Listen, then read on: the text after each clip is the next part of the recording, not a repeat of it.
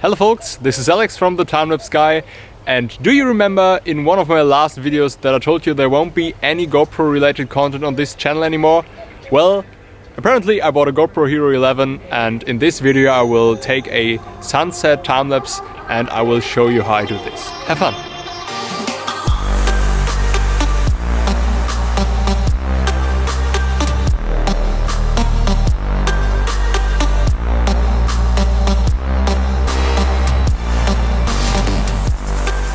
I mounted the GoPro on a tripod.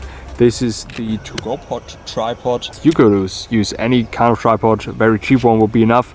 The GoPro is only plugged in and charging because the battery wasn't charged enough to take a 2 hours time-lapse. So for a sunset or sunrise time-lapse, the battery capacity of the GoPro should be way more than enough to capture the whole scene.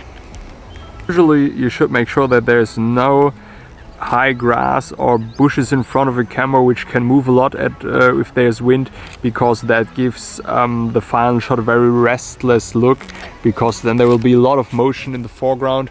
For today there was no other chance for me. This was the only spot I could find here. I knew about those dead trees and I planned to be somewhere in the very back initially, but you can see there's all this very high plants, grass-like plants, and I'm like 2 meters high and I can't take a look above them. We're doing some sort of a time-lapseception here because the main focus here is the GoPro, which is taking the sunset time-lapse, and I'm also taking a time-lapse of the GoPro taking a time-lapse, and I'm using my Edelkrone motion system with 3 axes and my good old Sony a6000, which is going to take photos with the 12mm Samyang lens of the GoPro.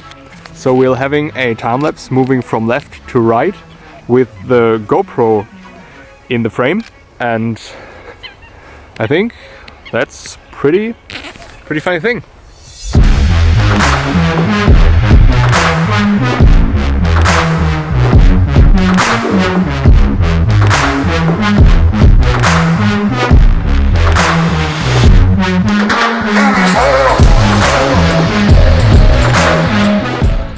Let's have a look into the settings I was using. So I chose the time-lapse photo mode with an interval of 10 seconds. You can always use 5 seconds, especially if the clouds are moving fast, and I choose raw output files. All of those special modes were switched off. For the Pro Tune settings, I switched the V compensation to 0, the white balance was set on auto, ISO min and max were both set to 100 to get the smooth fade out so that the shot gets darker, sharpness to low and color to flat to correct those afterwards. Which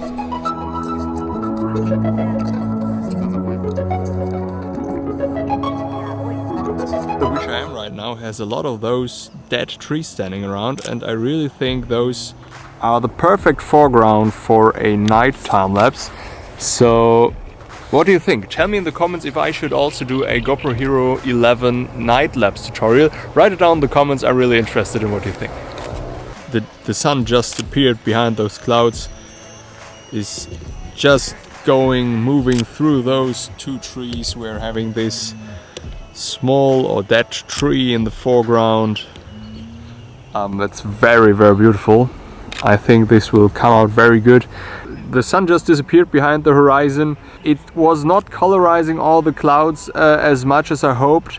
Anyways, I'm going to leave all my gear here for another 30 to 60 minutes until it's way darker than it is right now, because then I'll have like this smooth fade out of my shot. After that I'll pack everything up, put it in my bag, grab my bike and drive like 5 kilometers in that direction to my car, drive home, and then the real magic has to happen, because I would say like taking the shot, being on location is only 40% of the work and the skill you need to do, because everything happens in post after that.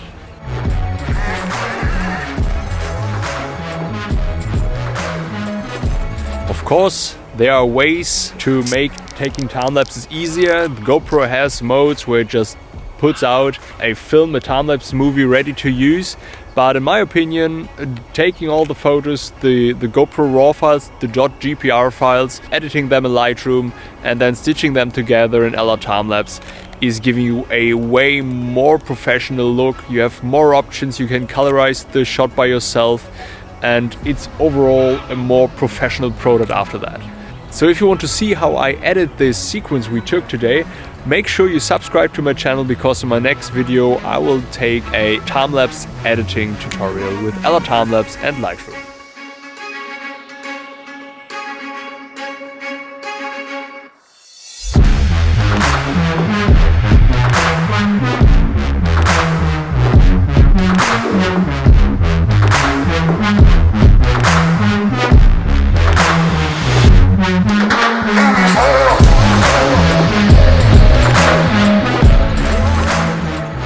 So that's it for today's video. Comments and questions down below the video description.